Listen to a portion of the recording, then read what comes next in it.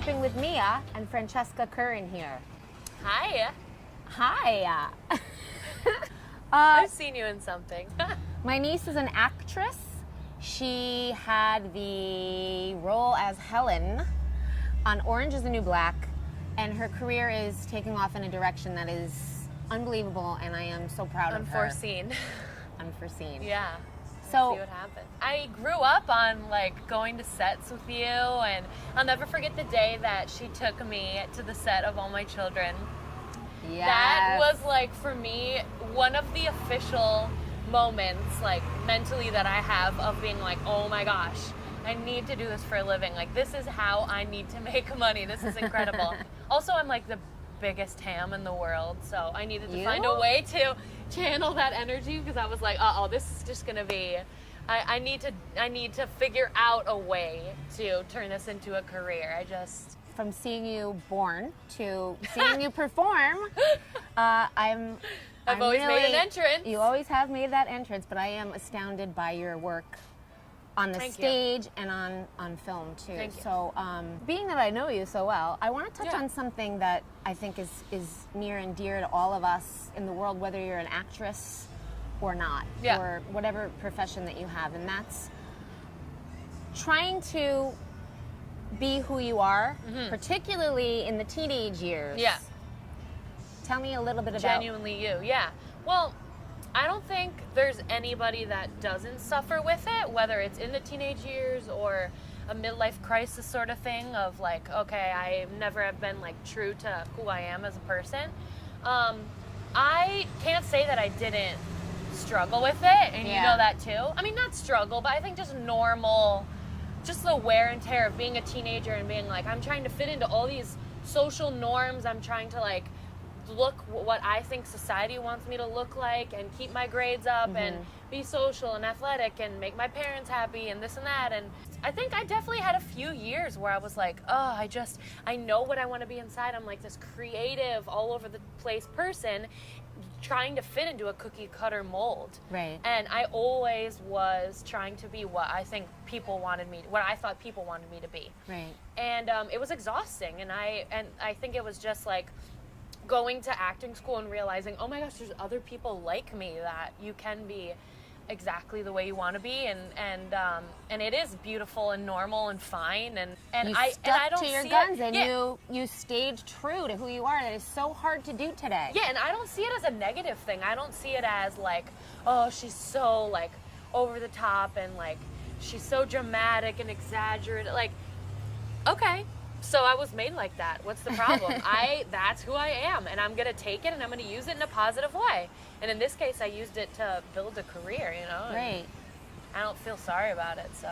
Really quickly, in moving away from Helen, because you're so identified with Helen on Orange is the New Black, where are you gonna go right now? What's your next plan and what's your step? And this is kind of a fun opening in my career right now. I just feel I am ready for whatever. I'm a blank slate.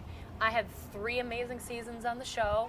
You did, that's for sure. You were transformed into what we all wish as actresses is, just this opportunity to play someone completely different. I'm just ready for whatever's coming at me. I'm I want to do stage, I want to do film, I Do it want to do TV, I want to do it all.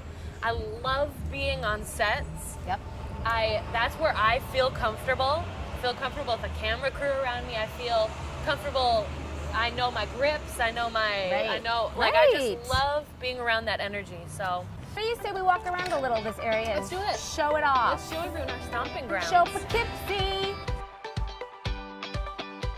What was the most feminine thing about a very masculine character, Helen? I don't know. I think there was something feminine about Helen. Physically nothing really. I'm covered in tattoos and just kind of gritty and this prison. That's not feminine, because I think everybody has tattoos too. 100%, but not the tattoos that my character had. You know what I mean? 100% Aryan. No, these were hardcore prison tattoos. Yeah. But I think there was something about Helen that you can't really put your finger on. I don't know. I think the humor maybe. Yeah. The humor was kind of I don't know, I think as the character developed and kind of as the show went on, we see some different flavors to who Helen is, and kind of like the background of, oh, she's got a sense of humor, she's a normal person, you know what I mean? The people that go to prison are normal people underneath it all. So Helen had a life, she had a background, she had a story, and it just so happens that we see the hard, tough prison side of her, because she's in the clinker trying to make it, you know, she's trying to survive another day of hell, basically. Like everybody in there. So makes you feel for people that are. It's funny because as the show went on, I don't think anyone actually knows this. This is the first time I'm telling anybody. As the show went on, I realized that the writers of our show were creating my dialogue in the script based on what I was posting on social media. Oh, in other words, that's kind of I was dictating, more or less, yeah, what was happening in the show by creating this perception of the character on social media. That's why it has so much power in the industry and in the world today. So as I was making jokes, like I remember one day I posted on Instagram, Helen, it was a video of me getting ready before we were to film, and I posted, Helen, Helen slams espresso shots or something as a joke on social media, just for the fans to have something to laugh about.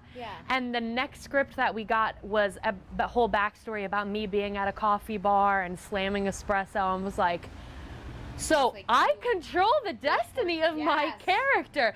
So I was like joking with my friends that I was gonna post and say, Helen never dies, like Helen never, just because, you know, like you don't realize, but you have this power, and I'm sure they wanted to take something real and make it, so it's kind of fun for the fans to see like these things are manifesting. So yeah, it's a really fun character to play. So honestly, does your head itch? Now or then, or not anymore? Yeah, it itched when it was growing, majorly. Yeah, because when hair grows in, it's itchy.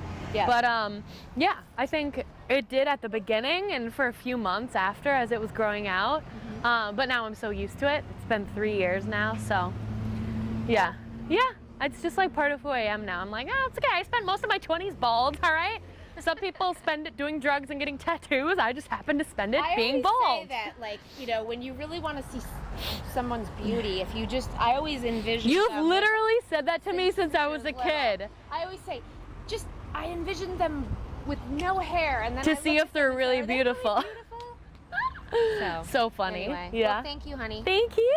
Mwah. So fun. So fun. Yay.